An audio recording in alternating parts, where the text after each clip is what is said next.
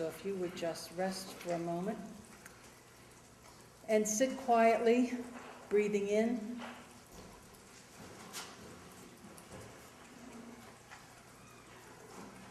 breathing out.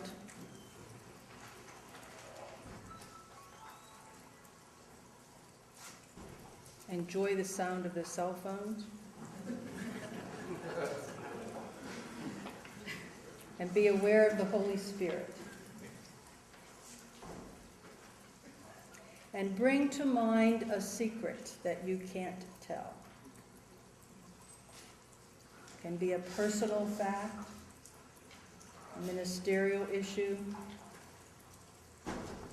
a secret you can't tell.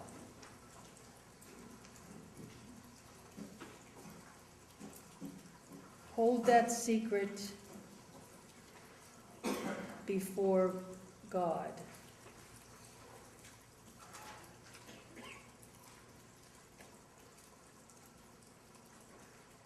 Breathing in God's breath and exhaling. Hand over this secret to the all-knowing one.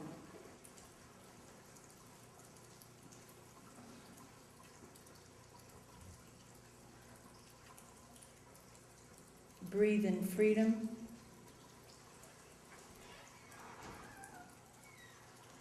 Breathe out peace.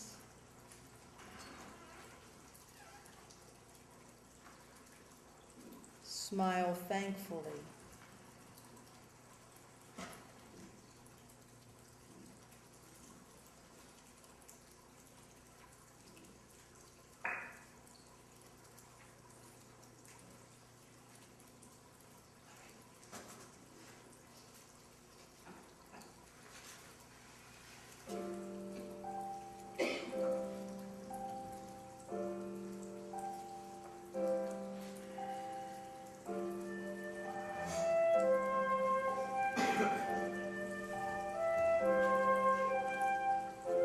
Allow the music to prepare you for the day and the weeks ahead.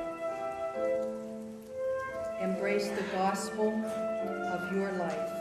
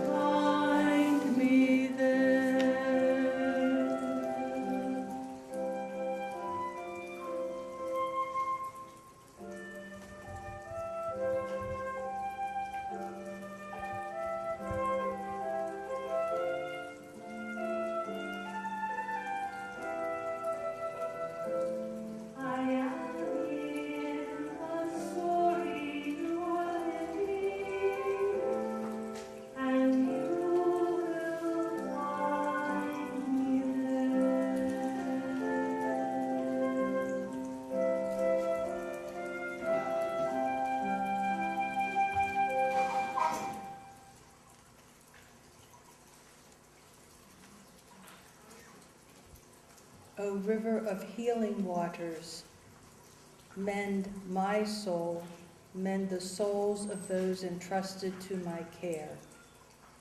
My failures and offenses are sometimes as boulders. They weigh down my weakened heart. Sometimes I stand alone. But it is you I seek, O God, for from you flows love, mercy, compassion on the pain, brokenness, and isolation of my world. My soul waits sincerely for you. Sometimes I wait like a lost child, crying for a parent. Lord, as we move through this morning, soften my pastoral heart to hear only what is for the good of your kingdom and for the good of those to whom I minister. In Jesus' name we pray. Amen. Helping a congregation to heal from sexual, emotional, verbal abuse. The healing starts with the pastor. I am not talking specifically about ethics committees and high-powered abuse that's going to hit the front pages of the paper. You have pretty much all the information you need about that. There are other more subtle abuse issues that prevent the spiritual growth of those who attend our churches. So we start with the question, where does the pastor begin? And we need to start with our own emotions and ask ourselves the question, does my very presence radiate possibility?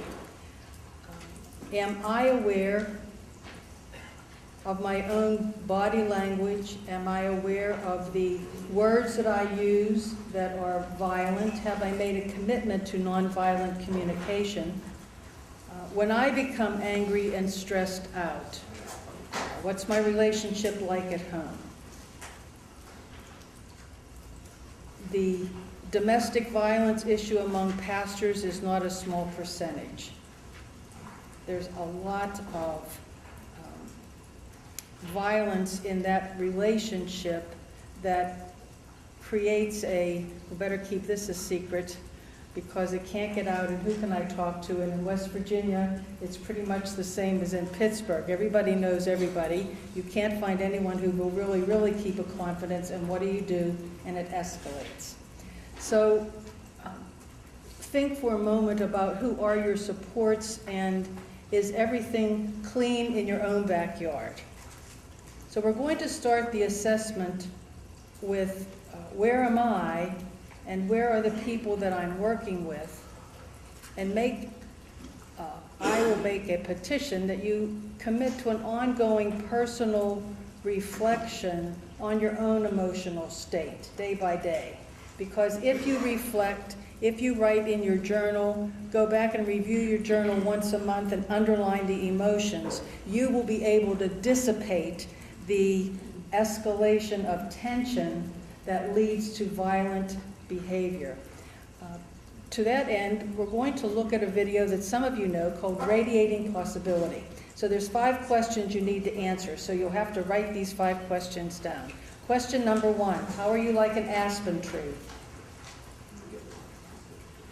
Question number 1, how are you like an aspen tree? Somebody said to me there's no test. There is a test. How are you like an aspen tree? Number 2, what is a downward spiral conversation?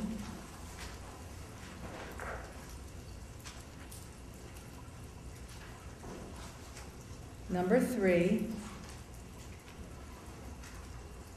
identify 3 voices in your head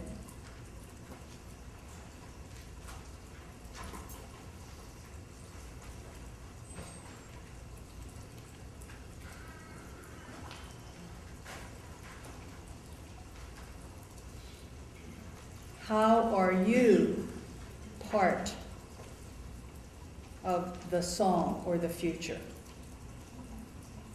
Is that number 4? Yes, that's number 4. Number 1, how are you an aspen tree? Okay, we're ready for the video. No, we're not going to do the, we're going to drop the 5 and 6. Just go with those. Now, if you need to stand up to see this, it's okay. Downward spiral conversation, voices in your head. Identify 3 voices in your head. You get them all?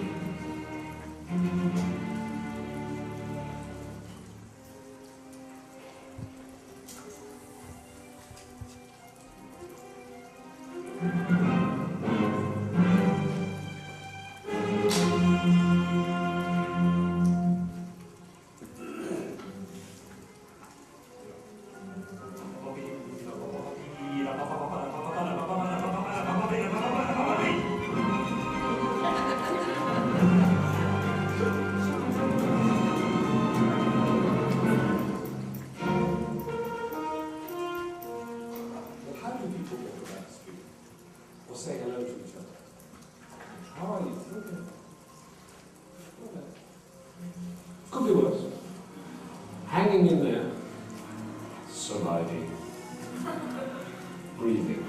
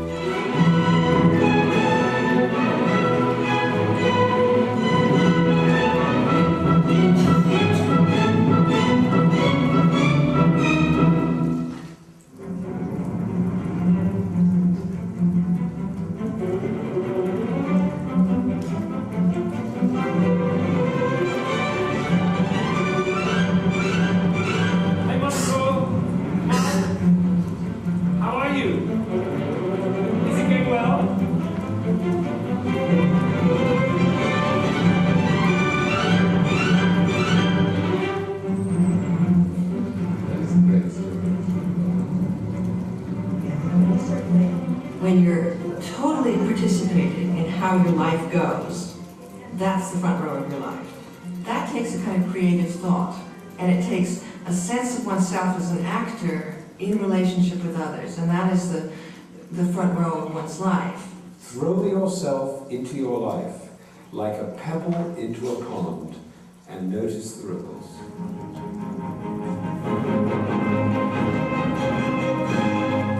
One of the ways of living in the front row of your life is to hold a vision, have a purpose, and keep that purpose with you every day, in every conversation.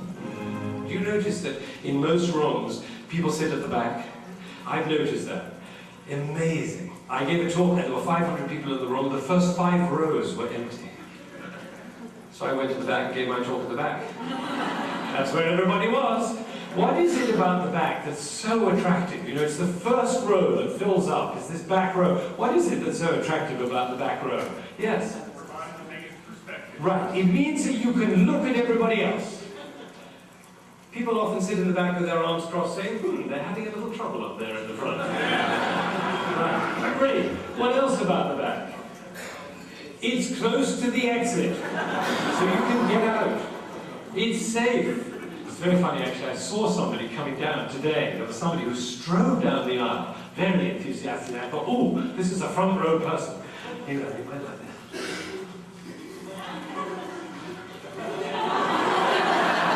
It's somewhere in there. So now we've distinguished something. We've distinguished this front row here. We've also distinguished the back row. And this is distinguished for the rest of your life. Because once a distinction has been made, it lives for the rest of your life. Every single time you walk into a room for the rest of your life, you can choose whether you're going to sit at the back, or in the front, or in the middle, or wherever you're going to sit. Now, once we get that, everything opens up in a different way.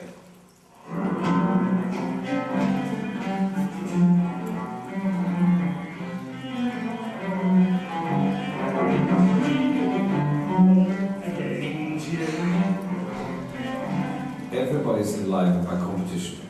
That's a natural human characteristic. In order to survive, in order to keep going, we have to strive. That is so natural, so basic, so instinctive for us human beings that we don't think there's any other way of being. How could there be? Because what else is there? One way of dealing with it simply is to get that it's a game. You know, so it's a game. It's one of the games we can play. We can play. I'm going to be very, very, very successful. And with that goes failure. And they're both actually sort of equal. Because it isn't till you fail, it isn't till you make a mistake, that you get a chance to learn something. So you can say, great, I had a terrific success. Great, I had a terrific failure.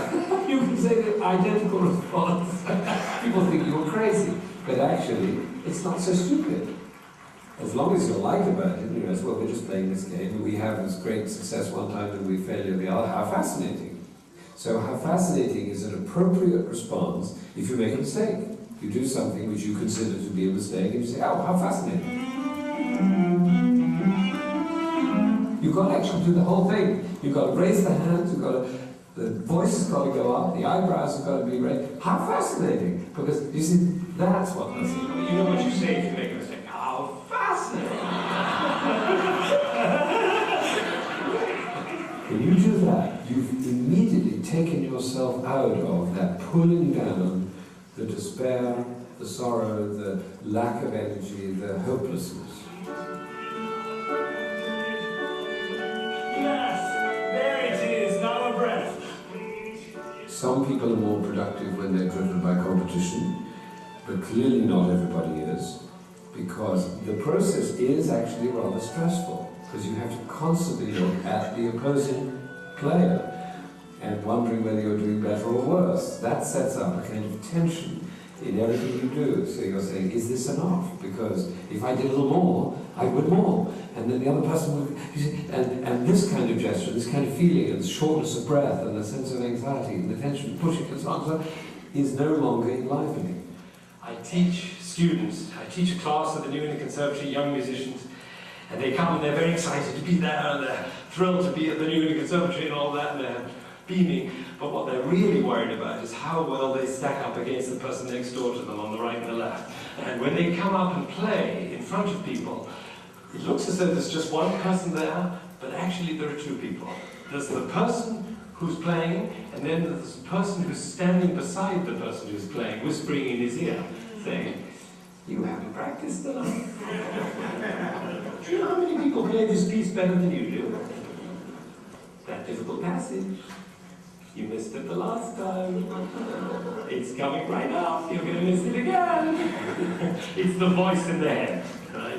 You all know the voice in the head. And if you're saying to yourself, what does he mean, a voice in the head? I don't understand what he's talking about. That's the voice I mean.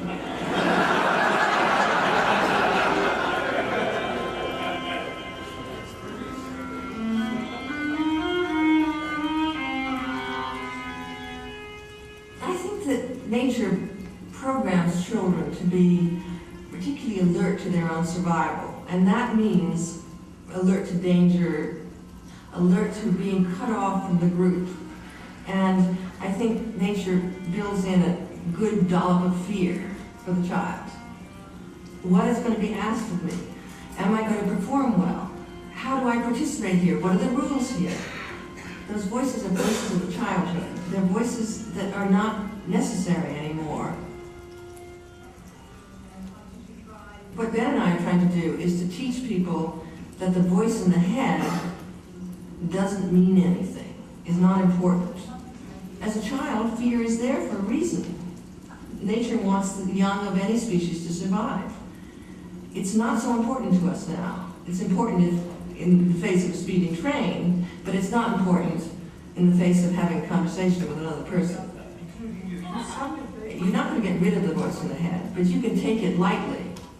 Well, what I say about that voice, because the voice says, you're not successful, or you're doing the wrong thing, or whatever it is, and then when that voice comes, I say, you can turn around and say, thank you for sharing, I'm busy.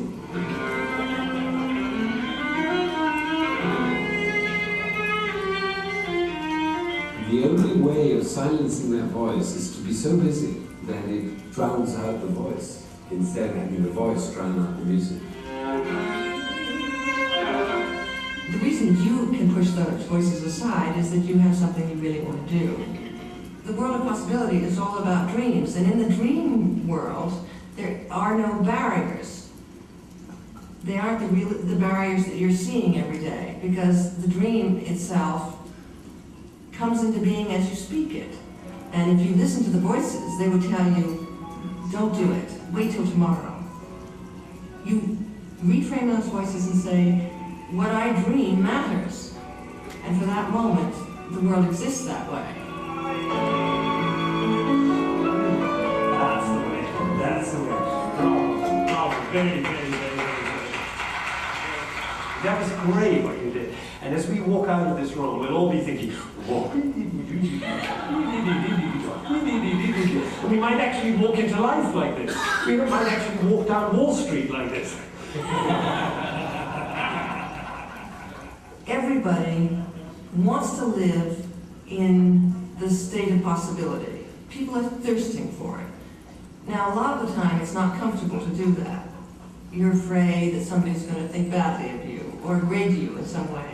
And you can go bumping down in the spiral, in the downward spiral, very quickly. In the downward spiral, barriers are other people and their attitudes and what they're not doing right. The conversation about what's wrong. It's a conversation of no possibility, the downward spiral. It can be fun, and it can draw you closer to certain people, but it doesn't lead you anywhere. As soon as you notice that you're talking about what's gone wrong, what isn't right, what needs to be fixed, how they're wrong and you're right, you're in the downward spiral. The passageway out is to think possibility. It's to move forward and say, what do I want to have happen? It's a little bit like stopping in one's tracks and saying, wait a minute, what am I saying here? Well, how am I speaking? What effect am I having on people? And do I have to say that, or do I have to be that way? No, I actually don't.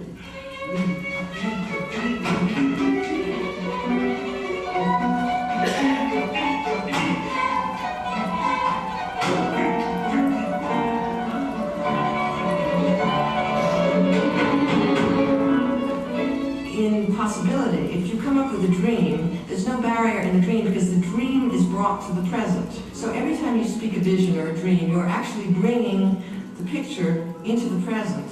And for that moment, the world exists that way.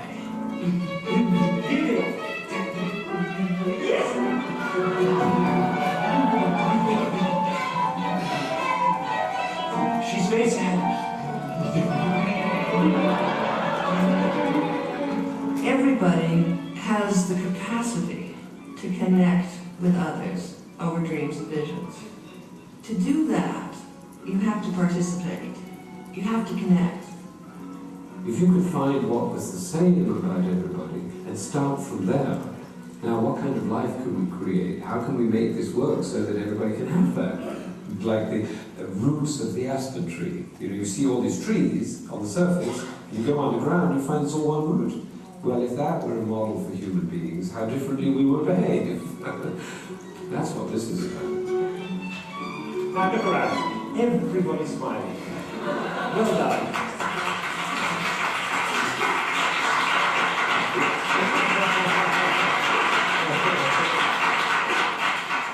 I want to tell you a story, a personal story, which is that I was brought up in a traditional family, which means lots of warmth and love and chicken soup, and also an assumption that everybody, all the children, will be successful. At the dinner table, my father would turn to my older brother and say, "What did you do today?" And then my brother would say, at what seemed to be considerable length, what he'd done. And then came my second brother, then came my sister, and by the time he came to me, I was a nervous wreck, because I didn't think I'd done that much. And I understood that the question was not what did you do today, the question was really what did you achieve today. And I knew that compared to my amazing, wonderful brothers and sisters, I hadn't done that much. And of course that's what I was doing all through my youth. I was comparing myself to my brothers and sisters in the downward spiral conversation. So this was an undertow in my life all the way through my youth, that fear that it wasn't enough, it wasn't enough, it wasn't enough, was driving myself all the time, and it really lasted all the way through my youth and adolescence and into middle age, and it cost me 2 marriages, because I couldn't pay attention. And I was always thinking, can it be more? And I would even be conducting an orchestra, and while I was conducting, actually thinking, maybe there's an orchestra I could conduct that would make me more successful than the one I'm conducting. So one day I had an amazing discovery, and the discovery was, of course it's all invented. This is a game we're playing. It's a game called Success. Actually it's called Success Failure. And I didn't have to play it anymore. And so I took up a new game, and the game is called I Am a Contribution. That's the name of a game I play. And you play, it's very simple to play. You wake up in the morning, and you remind yourself that you're a contribution. And what I found since I've been playing this game is that there's an endless amount of energy available to play this game. It's an extraordinary thing. I find you don't need much sleep. It's a little bit like electricity, and you find the socket, and you put the plug in the socket, and then the light goes on.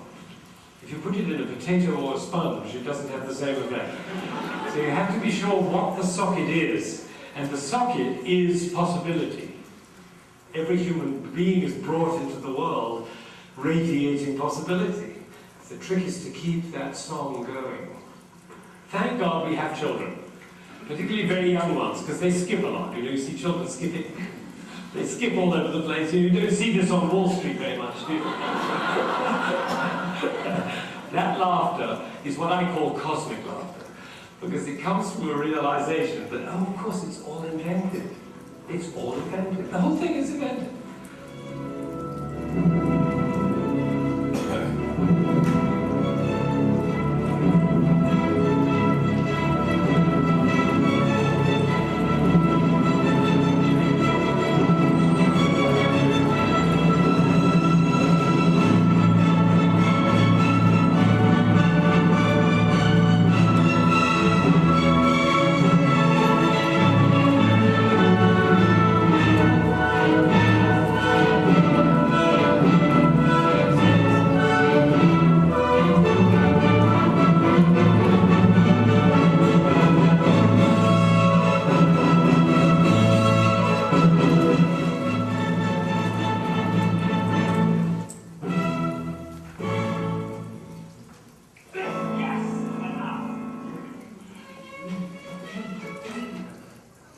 How are you like an aspen tree?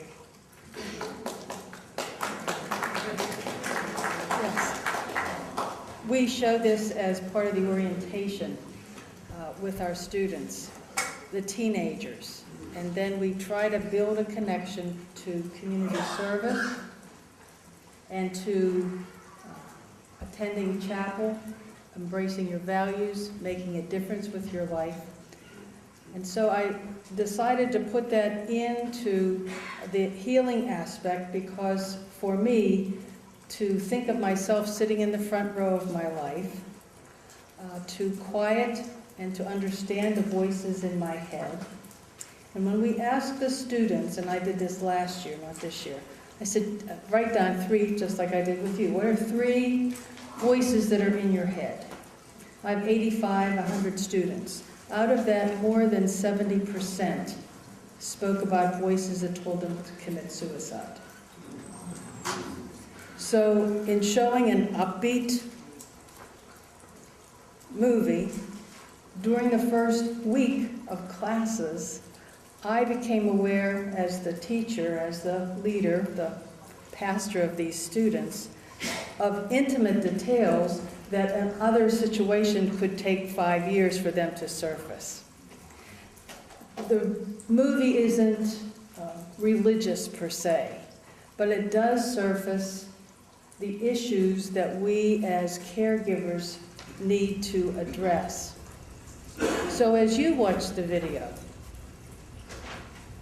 and thought about where is the problem, where is the corrective in my own congregation,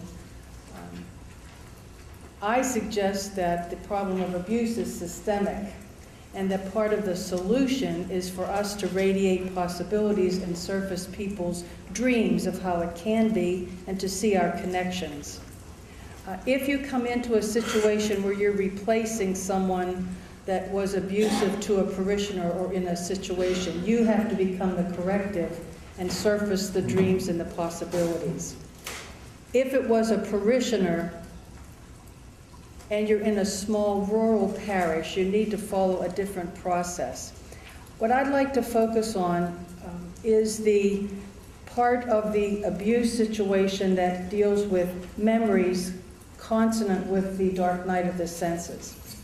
Because if it's a child, you follow a different process. If it's a traumatic event in the whole church, everybody has post-traumatic stress disorder. So you'll see after this front sheet, I have a PowerPoint on guilt and how to handle the guilt and shame, and another process for a group. But what I'd like to process with you is specifically the pastor who is focusing on making a difference and has people who want to talk with the pastor. How do I talk with someone who's having flashbacks, who's having memories of an abusive situation that's not here and now, and all at once I've become, as the leader of the parish, the father or the mother that was the bad person? So I'm talking about transference, counter-transference issues. Specifically, you need to have a referral list. You need to have people in the community that you can talk to and that you can say, what's the best movement? What's the best thing for this person? Most people would say to you, you have to establish, as was on the video, a situation of safety where the person feels safe talking to you. Now, if they're talking to you, they are already safe. When they start to talk, everything, if you know anything about people that have been abused, everything becomes unsafe again. And how you move, how loud you speak, whether you move your chair closer, all of that has an impact, not because you're doing something wrong, and that's why you say to yourself at the end of the session, how fascinating, I learned something. If I raised my voice, the person got scared. If I reached out and touched her hand, she pulled back. So we learn from the individuality of each person in front of us. When I'm listening to someone relate an incident of abuse, number one, I need to acknowledge their real situation. So that says to you, I don't have to figure out whether they're right or wrong. I just need to make it safe for them to talk, because they are letting poison out of a boil. So number one, acknowledge their real situation as clearly, as blatantly as possible. Use their words. And shut off the part of your head that says, I don't think that really happened. I don't think that could have happened. You want to shut that off because that's not what you're dealing with. You with me so far? So you're going to talk clearly and blatantly and use their words as possible. Use their words. It means you need to be listening and be able not to hide from the reality. It's especially important if the person is going to heal that you not prematurely label the behavior sinful. So we need to hold the God judgment away from the situation and hold the person in compassion. We need to be the Jesus who's waiting before drawing the line in the sand. Because the person often will discover the truth if we give them the space to talk. They'll discover the real truth. And so part of our gift to them is to allow them this space that is creative and open and welcoming, so that they can hear their own story and find God within their story. They need to hear your words, that you will help them. Now, how do you help them? Truth is, you can't. But you help them by being open, by being courageous enough yourself to hear, and by establishing a bond of trust and confidentiality. With the caveat, if you're not safe, we need to keep you safe, I'll need to tell somebody. I don't tell them I'm going to help them to heal or to feel better, because we can't guarantee that. But I do help them by listening, and often if the person is of a danger to themselves as they start to talk, often if it's been a very repressed feeling experience, when the person starts to talk and you're the same sex as the abuser, they will start physically, as Tommy Hayes started, they'll dissociate. They'll physically in front of you start to change, talk like a little child, talk like an angry person, flip back and forth. That can be very frightening. And if we stay in the situation and stay grounded, the person very rarely disintegrates, because the person controls how that experience is if they've had enough presence of mind to be brought to you. They've come to you of their own free will, and mom and dad or somebody's not sitting outside waiting for them. They will self-monitor and they won't dissolve. Discourage gossip. And gossip is talking about somebody else. Gossip doesn't help anybody, and I think Christians, we probably need to put that on the top of the list, that gossip is really not helpful. My personal opinion is someone is not healed of sexual, emotional, verbal abuse, especially if it was done to them when they were a child without professional care. The first stop for over 80% of abuse victims is with their pastor. So the God person is where they go first. And that means you need to be and see yourself as a godly person who receives somebody struggling to find the truth. What experience they ought not to have is, I'm too much for the pastor.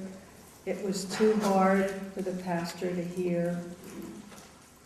She wasn't able to really listen. She felt afraid, he felt afraid of me. So that's where I need to clean my own space, so that whatever someone tells me, I can hear and then help them decide where it can be cured or healed. I need to assure them and be that God person. I need to do that usually without touching them. Why?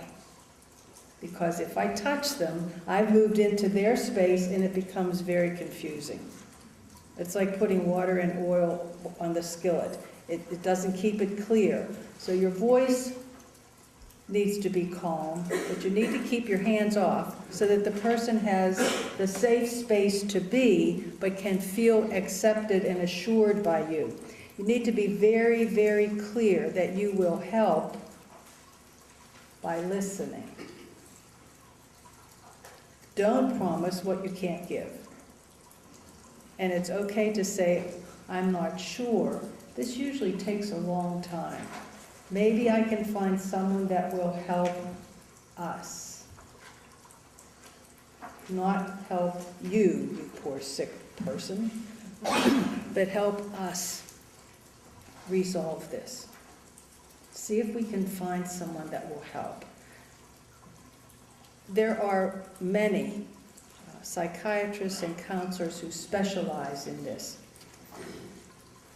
I print out from the website 21 Steps of Healing Child Abuse. That website has a PDF that takes 21 steps, and it has a reflection sheet that goes with each. It's free. When I print out some of those pages, when the person is finished talking, I can say, you know, there's a process of healing. And why don't you reflect on this sheet of paper before we meet the next time? That does two things. It says to them, there is a process. I'm not just hanging out there, the only one in the county that had something happen to them bad. It says that I have some sense of their process, and it gives them something to do between now and the next time, so that they have a way to contextualize their experience. Often people leave a session and think, oh, I told too much. What's he going to think? What's she going to think? Maybe I can't go back. So if we don't handle the session properly, they don't come back and they feel rejected again.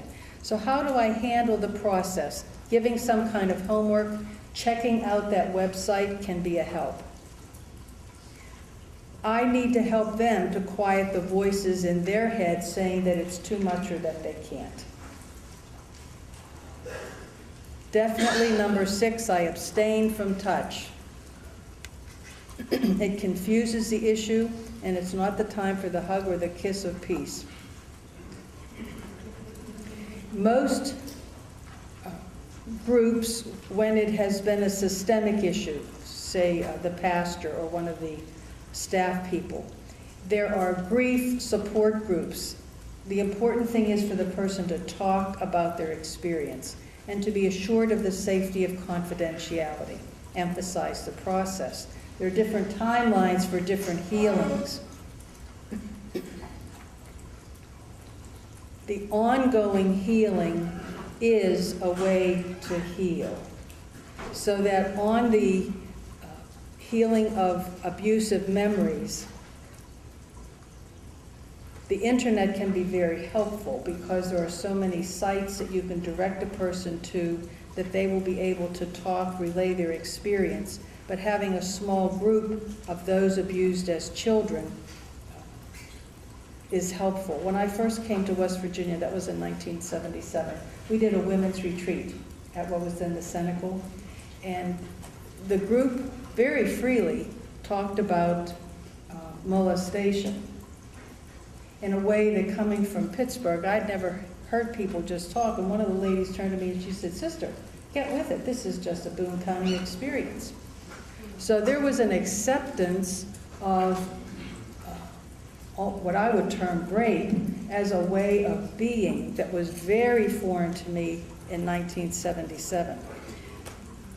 I wasn't aware of the freedom with which people spoke. I wasn't aware of how the process was. And that leads to the way to heal. I think the people we work with now have done an awful lot to become aware of different ways to parent, different recreational activities outside of sex. But many of the people my age and younger that are in your parishes, in your congregations, if they are praying to make more room for God, those memories are going to come up. And they're too old to be having these memories. And now how do I tell a young person just out of seminary, my pastor, that I'm having all this stuff in my head and I don't know what I'm supposed to do, and how am I going to talk with you that could be my grandson? But I don't feel like I can make any relationship with God unless I tell somebody, and what I don't want you to do is mock or laugh at me.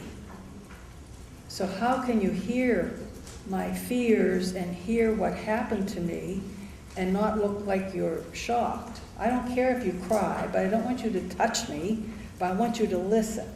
And that's a very hard call, I think, for a younger pastor especially. Rituals are helpful. The oiled stone, the water, it gives the person something to touch, something to take with them, something to come back. Journaling and telling the story becomes so important. How do you hear the story of a person who's afraid to tell you about the homosexual experiences that they have had? who's afraid to tell you that they were raped, who's afraid to tell you that they don't even know what happened really. Very recently, a young woman came and, I'm always busy, right? I saw her by the door. She didn't look right. And I said, "What's wrong today?" "Nothing." I said, "Something's wrong. You're usually smiling. What is it?" And she started to shake. So I took her into a room, we sat down, and she said, "I think they gave me something when I was at the dance on Friday." I felt really funny. But then I just got a text, and she shows me this text that's really she had been date raped is what happened. She didn't even remember it. She sees it on her iPhone. So I got the rape counselor on the phone. I said, "Here, talk." She said, "I can't." I said, "You can, and you must." So I stood right beside her, and she talked. I left the room. She came out about 10 minutes later, and she said, "Will you hold something for me?" I said, "Sure, what is it?" And she says, "Well, just a minute, it's in my car." So she comes in and hands me a pistol, a gun. And I said, "No, I definitely, you're gonna see, that was the closest I ever was to a gun." So I got a bag and I said, "I will keep it for you, but you have to take the bullets out." So she emptied the bullets out, and she said, "Sister, I was just gonna finish it off." So she emptied the bullets out, put the gun in the bag. I locked the bag in my bedroom. I had it for 6 weeks. In the process, I helped her get to her physician, get to her doctor. The only thing she said to me is what? "Don't tell my mother." Now, if I was her mother, would I want to know? Absolutely. Could I tell her mother? Absolutely not. Because if I told her mother, then what? No trust.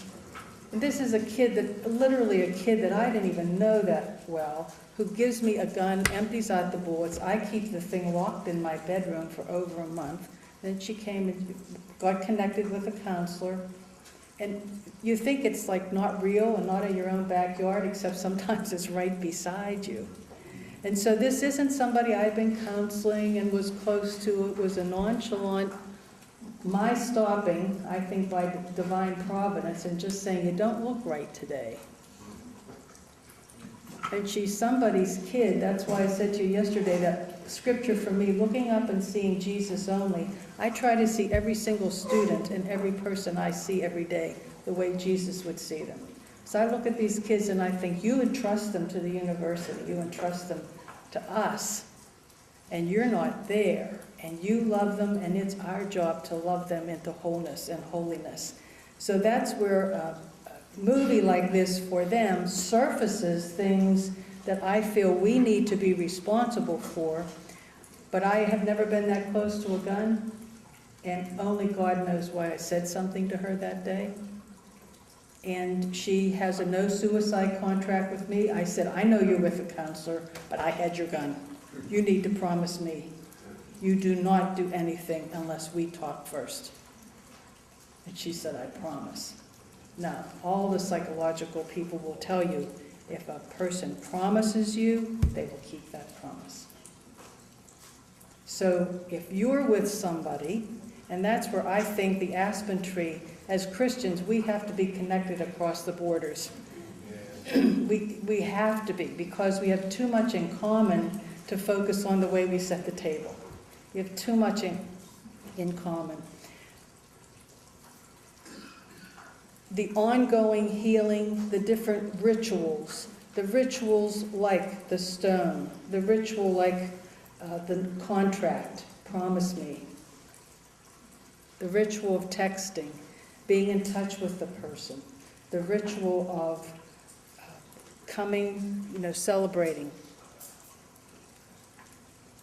We, as the clergy, can burn out, repress, and feel guilty when we can't meet all the needs. And that is not a holy process. So how do I focus on learning what I need to know, gaining and providing a safe and secure space for people to come and talk to me? And do I know the people that are in my congregation? What do I do to know them, especially the congregations of the future, the youth? How do I minister to those who are doing a life review and are remembering some of this stuff from when they were younger, and we think as we listen to them, oh, well, get over it. But if they're still telling us the same story, there's something about that story they didn't get to yet. So how do I say to them, you know, I thought I heard this before, there must be something I'm missing, and let them tell us. What's the rest of the story? What are the feelings underneath that? I don't anymore think that an old person just rambles. I think we can interrupt them and say, you know, you've said this, but what is it that I didn't hear the last time? Is it an emotion? Was there somebody else there? And so I can probe in a gentle way to give them a chance to confess. The doorbell rang down in Charleston. Well, I don't know, my math is terrible. A woman came and she said, I need to go to confession. I said, Monsignor Sadie's down on the corner. This is a retreat house. We go down. She said, no, you don't understand. I'm not Catholic. God told me I need to confess my life. I can't get anybody to listen to me. I went to my pastor. He said, that's not our custom. You're saved. But God told me I have to confess my life. So I said, well, come in. I'm not ordained either, you know, I didn't say that. So I took her into this little parlor. I got much as you had there yesterday, a pitcher of water, and I said, what do you need to say? What has God told you that you need to say? And she related her life. And there were behaviors of a sexual nature that she had never told anybody she felt very ashamed of. She had been diagnosed with 4th-stage ovarian cancer. And when she was thinking about the end of her life, she had a very clear understanding from God that she needed to confess her whole life, and then she would be able to pass over. So I blessed her, reminded her of her baptism, of her being saved. She left. 6 weeks later, the doorbell rings, and I answer again, and a man standing there said, are you the one that listened to my wife? And I said, yes. And he said, she's passed on. But from that day, she was at peace, and I thank you. Now, that still gives me chills because from a Catholic perspective, you know, I'm not even ordained. You know, the nuns on the bus, whoa, whoa, we're really way out here. But from a pastoral perspective, the ministry is very powerful and doesn't show up in the most expected of ways, does it? And that's where I think I've been very much helped by the clergy of both the Methodists and the Presbyterians, and certainly I think I owe my still being a Roman Catholic to the Jews because they were faithful to me when my family died off at a very young age, and they tapped into my gifts and encouraged me in a way that I didn't have parental or anybody in the cheering box behind me. So I do keep up with the Jewish traditions. I think that helps us to avoid burnout, to own our own experiences and not repress them. I've also been helped by looking at these authors where it says, who abuses people?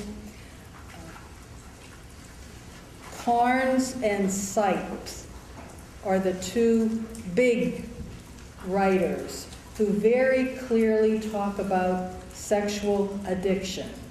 It's Patrick Carnes. One book is called So They Call It Love. And Sipes, you can find them both online, as you can find The Radiating Possibility, has worksheets that you can give out as a for your youth or even for your older adults, or just one-pagers. he goes through masturbation, voyeurism, and talks about the beginning, and then what happens when it's starting to be an addiction, and how about when I'm really over the line. And so the information gave me questions to ask, especially with the young men who were often molested and then would have an identity like, am I gay or am I not gay, or what does that mean, and who's going to listen to me and not judge me? And I think if we're really going to embrace that question, I need to listen first to this child of God rather than judge, because if I'm going to keep them on the path going towards Christ, they need to be accepted first.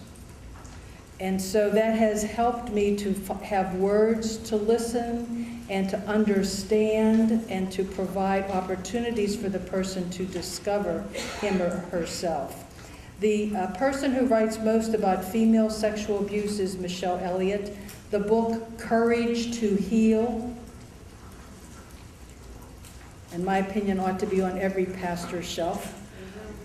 Courage to Heal. The website, the 21 Steps, and I looked it up to see if I can tell you exactly what happens here.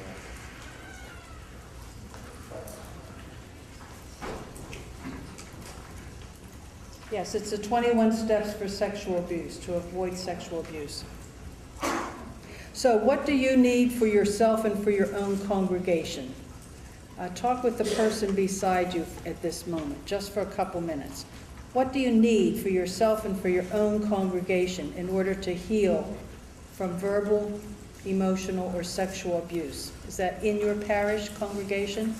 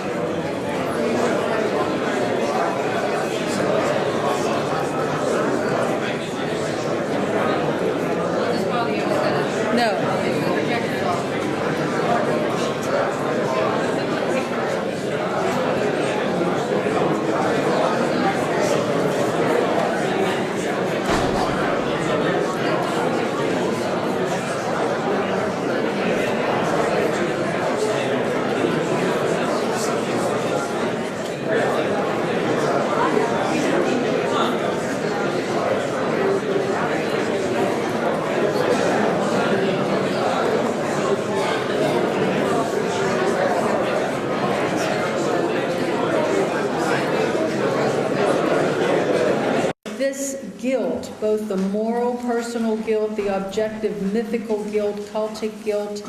Guilt is attached to both the abuser and the abused.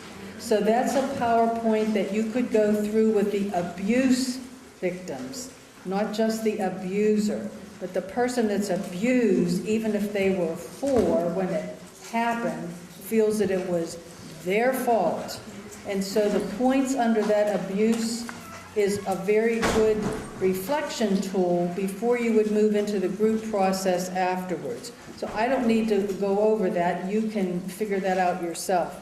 This book by Mind and Emotions has a number of materials inside of it that you could also have permission to duplicate. In working with healing sexual, emotional, verbal abuse, a handout focuses the group and creates safety. It gives them something to do. And because it's written, and you didn't write it, it says that other people are involved in the process, so it creates the safety that eradicates the secrecy and the shame. That's why I had so many books and other materials, because the materials create the space, and why we didn't do this last night in the dark. We did it in the light, which is another, you need to be in a lighted room if you're holding the meeting at night. It shouldn't be dimly lit and romantic. It needs to be bright. Yes? Question that when we were going through the issue touch. Right. And I knew that in the counseling situation, the talking situation, so often these are parishioners. Right. Who would come through the line, say on a Sunday. Mm-hmm. Would it be, I mean, I know obviously you can feel, but would it be normal or right to greet the person in that other setting as we would have in the past? That's something we should talk with the person about? My suggestion is that you ask, because they weren't asked in the first situation. It was presumed I could hug you, I could touch you, I could do whatever. So if I say, you know, I would like to shake your hand, is that acceptable? That I don't spontaneously do anything, even in the line on a Sunday morning. Often there is an eye exchange of deep gratitude that the person gives you because you didn't reach out and intrude on their bodily space. And you're not rejected at all. They look with, finally somebody gets it. But asking is always appropriate, and you ask in a tone of voice that doesn't shame them if they don't give you the answer that is expected. Will make you comfortable or something. Yes. Because I don't want from my side to reject someone before you shift their hand in the line, and now they come through and you just kind of wave at them. Well, I wouldn't wave at them because it is not a waving situation. But they will offer their hand, and then in the session you can say on Sunday morning, if you want, what is best for you? How shall we handle that? And they'll tell you. They will tell you. Anybody else? But giving them safe space is so important.